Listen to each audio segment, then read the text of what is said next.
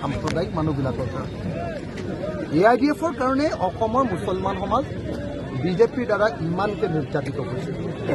গতিকে AIDFে কোনো মুছলমানক ৰক্ষণাবেক্ষণ দিব পৰা নাই। AIDFে কোনো মুছলমানক সহায় কৰিবলৈ গৈ জেলত যোৱা নাই। AIDFে তেওঁলোকে বিজেপিক সহায় কৰিবৰ কাৰণে আমিনুল ইছলামক সুধিব লাগে যে তেওঁ যোৱাবাৰ ৰাজ্যসভাৰ নিৰ্বাচনত বিজেপিক ভোট দিছিলে নে আমাৰ বিৰোধী দলবিলাকক ভোট দিছিলে। আমিনুল ইছলামক সুধিব লাগে তেওঁ প্ৰশ্ন সুধিব লাগে যে তেওঁ ৰাষ্ট্ৰপতি নিৰ্বাচনত কাক ভোট দিছিল। হিন্দু সাম্প্ৰদায়িক দল বিজেপিক ভোট দিছিলে নে তেওঁ আমাৰ ধৰ্মনিৰপেক্ষ দলক ভোট দিছিলে। তো আমিনুল ইছলাম যিজন মানুহে মুছলমান মানুহৰ কাৰণে জেললৈ যোৱা বুলি কৈছে, মইতো সদায় তেওঁক দেখিছোঁ যে তেওঁ সদায় সাম্প্ৰদায়িক কথা বিধানসভাত কয়। তেওঁ মুছলমানৰ কথা কৈ দিয়াৰ লগে লগে হিমন্তই হিন্দুৰ কথা ক'বলৈ আৰম্ভ কৰে আৰু এই খেলটো কৰি হিন্দু মুছলমানৰ খেলটো কৰি আমাৰ দুখীয়া মানুহবিলাকক হিন্দু আৰু মুছলমান সকলো মানুহক বিপদত পেলাইছে, বস্তুৰ দাম বঢ়াইছে, ব্যৱসায় বৰবাদ কৰি দিছে। গোটেই দেশখনৰ সম্পদ সম্পূৰ্ণৰূপে পুঁজিপতিৰ হাতত, কৰ্পৰেটৰ হাতত, আদানী আম্বানীৰ হাতত দি দিছে আৰু অসমৰ জনতা ভাৰতৰ জনতাক সম্পূৰ্ণৰূপে বিপদলৈ ঠেলি দিছে। আপুনি কৈছে যে চৰকাৰ গঠন হ'লে জেললৈ পঠিয়াব, এই সন্দৰ্ভত চৰকাৰ গঠন হ'লে আপোনালোকে হিমন্ত বিশ্বক জেললৈ পঠিয়াব। মইতো ভাবোঁ যে হিমন্ত বিশ্ব শৰ্মা চৰকাৰ আমাৰ চৰকাৰ গঠন হ'লে নহয়, আচলতে এতিয়াই জেলত যোৱা উচিত। হিমন্ত বিশ্ব শৰ্মাই যিমান নিৰীহ মানুহৰ হাতেৰে নিৰীহ মানুহৰ তেজেৰে তেওঁ নিজৰ হাত ধুলে, হিমন্ত বিশ্ব শৰ্মা যিকোনো সময়তে মই ভাবোঁ হিমন্ত বিশ্ব শৰ্মা যিকোনো সময়তে জেললৈ যোৱা উচিত। হিমন্ত বিশ্ব শৰ্মাৰ কাৰ্যকালত ভুৱা এনকাউণ্টাৰ কৰি এতিয়ালৈকে 80জন অসমীয়া হত্যা কৰা হ'ল। হিমন্ত বিশ্ব শৰ্মাৰ কাৰ্যকালত 283জন মানুহক ভুৱা এনকাউণ্টাৰ কৰি হত্যা কৰা নাই, মৰু অৱস্থাত আছে, যেনে তেনে জীয়াই আছে, আঘাতপ্ৰাপ্ত কৰিছে। গতিকে যিজন মানুহে ভাৰতৰ সংবিধান নাইকিয়া কৰি ভাৰতৰ দেশৰ আইনক অংগুষ্ঠ প্ৰদৰ্শন কৰি যিজন মানুহে আমাৰ দেশখনত একদম বিশৃংখলতাৰ সৃষ্টি কৰিছে, আইন শৃংখলাহীনতাৰ সৃষ্টি কৰিছে, সেই মানুহজনক জেলত দিয়াটো উচিত। সেইকাৰণে মই স্পষ্টভাৱে আপোনালোকক ক'ব খোজোঁ, যদি এইবাৰ বিৰোধী দলসমূহে চৰকাৰ গঠন কৰে আৰু বিৰোধী দলত যদি আমি ৰাইজৰ দল থাকোঁ, তেতিয়াহ'লে বিৰোধী দলে চৰকাৰ গঠন কৰাৰ 24 ঘণ্টাৰ ভিতৰত হিমন্ত বিশ্ব শৰ্মা আৰু তেওঁৰ যিবিলাক পুলিচ বাহিনী যিবিলাকে এনকাউণ্টাৰ কৰিছিলে, ভুৱা এনকাউণ্টাৰ কৰি মানুহক হত্যা কৰিলে, তেওঁলোকৰ বিৰুদ্ধে 24 ঘণ্টাৰ ভিতৰত এজাহাৰ দিয়া হ'ব আৰু হিমন্ত বিশ্ব শৰ্মা 7 দিনৰ ভিতৰত গ্ৰেপ্তাৰ কৰাৰ ব্যৱস্থা গ্ৰহণ কৰা হ'ব। আমি অতি সোনকালে কংগ্ৰেছৰ লগত এলায়েন্স কমপ্লিট কৰিম। অতি সোনকালে আমাৰ আলোচনা চলি আছে অনানুষ্ঠানিকভাৱে। আমি ইতিমধ্যে এখন তালিকা দি দিছোঁ, কিন্তু মই কেইজনীয়া তালিকা সেইটো এতিয়া ক'ব নোৱাৰিম। তো আমি ঢিং বিচাৰিছোঁ আৰু ঢিংটো আমাৰ কাৰণে আনকম্প্ৰমাইজিং চিট। আমি ঢিংটো পাবই লাগিব বুলি কৈছোঁ। আমি স্পষ্টকৈ কৈছোঁ যে ঢিংটো আমাক লাগিবই। তো মই নাজানো, এইটোতো বুজাবুজি হ'ব লাগিব। তেওঁলোকৰো কেণ্ডিডেট থাকিব, আমাৰো কেণ্ডিডেট থাকিব। তেওঁলোকেও দাবী উত্থাপন কৰিব, আমিও দাবী উত্থাপন কৰিম। আলোচনাৰ মঞ্চত আমি ঢিংটো বিচাৰিম আৰু ঢিংটো যেতিয়া বিচাৰিম, মই স্পষ্টকৈ কৈ দিছোঁ যে ঢিং নাপালে নহ'ব। ঢিঙত আমি 48,000 ভোট পাইছিলোঁ যোৱাবাৰ, ছেকেণ্ড পজিশ্যন। একদম AIDF কংগ্ৰেছ দুয়োটা লগ লাগি যোৱাৰ পাছত অসমত তেওঁলোকৰ পক্ষত ঢৌ অহাৰ সময়তো আমি ঢিঙত 48,000 ভোট পাই দ্বিতীয় সৰ্ববৃহৎ দলৰূপে পৰিগণিত হৈছিলোঁ। আৰু এইবাৰ ঢিঙৰ ৰাইজে আমাক জিকাবৰ কাৰণে অকল ৰৈহে আছে। সেইকাৰণে মই আশা কৰিম যে ঢিং বিধানসভা সমষ্টিটো আমি নিশ্চিতভাৱে পাব লাগিব। আৰু সেইকাৰণে আমি সংখ্যালঘু কেইবাটাও চিট, বহুত নহয় দেই, খুব কম সংখ্যক সংখ্যালঘু চিট আমি এবাৰ দাবী উত্থাপন কৰিছোঁ যে আমাক দিব লাগে। আৰু সংখ্যাগুৰুৰ চিট আমি তাতকৈ বেছিকৈ দাবী উত্থাপন কৰিছোঁ।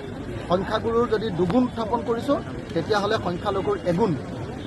যদি এটা সংখ্যাগুৰুৰ মানে দুটা সংখ্যাগুৰুৰ দাবী উত্থাপন কৰিছোঁ, আমি সংখ্যালঘুৰ এটাহে কৰিছোঁ।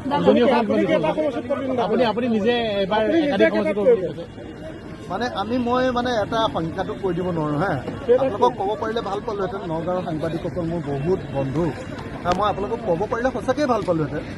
কিন্তু মই এইটো কোৱাটো মানে হেৰিয়াৰ বাহিৰত, মানে ইউনাইটেড ফ্ৰণ্টৰ বাহিৰত, মানে এইটো বাহিৰত, নীতিৰ বাহিৰত সেইকাৰণে মই সংখ্যাটো নকওঁ, কিন্তু মই আপোনালোকক এটা কথা কৈ গৈছোঁ যে আপোনালোকৰ নগাঁৱৰ ঢিমটো আমি ল'বই নওঁ। কিন্তু দাদা শিৱসাগৰৰ বাহিৰে আপুনি বেলেগতো খেলিব বুলি আপুনি কৈছে এবাৰ। নাই মই অখিল গগৈ হিচাপে অকল শিৱসাগৰতে খেলিম, আৰু মই শিৱসাগৰলৈ হিমন্ত বিশ্ব শৰ্মাক মানে সদায় প্ৰত্যাহ্বান জনাই আছোঁ যে মোৰ লগত যুদ্ধ কৰিবৰ কাৰণে হিমন্ত বিশ্ব শৰ্মা। কিন্তু আগতে চৰ্চা চলিছে মৰিয়নিতো আপুনি খেলিব নাই মই আপোনালোকক এটা কথা কৈ দিওঁ যে মই শিৱসাগৰত খেলিম, আৰু শিৱসাগৰত মোৰ লগত যুদ্ধ দিবৰ কাৰণে মই হিমন্ত বিশ্ব শৰ্মাক মাতিম।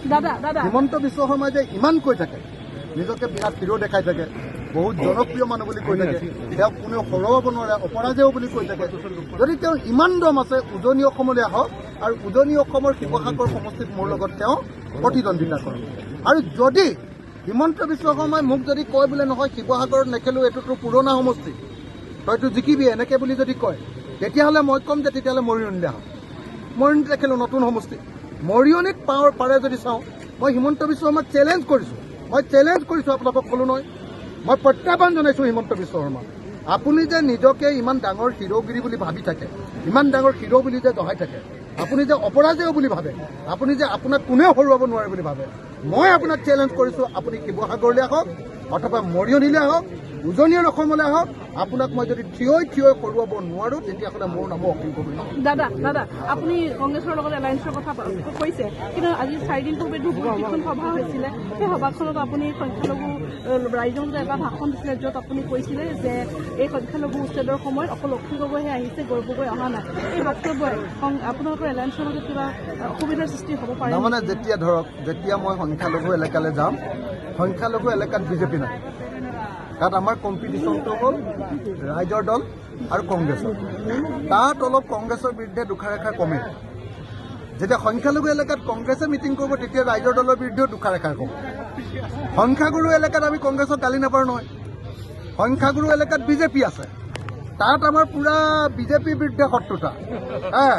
আৰু য'ত সংখ্যালঘু এলেকা আছে, তাত বিজেপি নাইয়ে, 0। য'ত বিজেপি নাই, তাত আমাৰ ককাই ভাইৰ মাজত এটা কম্পিটিশ্যন আছে, কংগ্ৰেছ আৰু আমাৰ মাজত কম্পিটিশ্যন আছে। গতিকে কংগ্ৰেছেও এবাৰ মোক খুট মাৰি দিয়ে, ময়ো এবাৰ খুট মাৰি দিওঁ, সেইটো আমাৰ থাকিব, সেইটো আপোনালোকে ইমান বেয়া পাব নালাগে।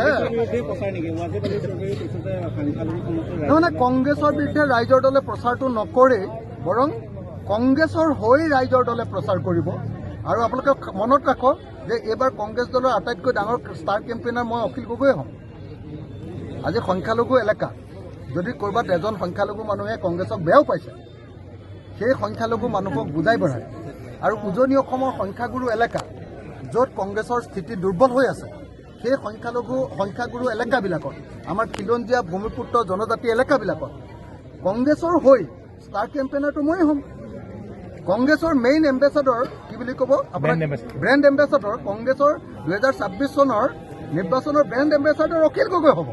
আপোনালোকে কংগ্ৰেছৰ বিৰুদ্ধে মোৰ ওচৰত কথা কৈ লাভ নাই।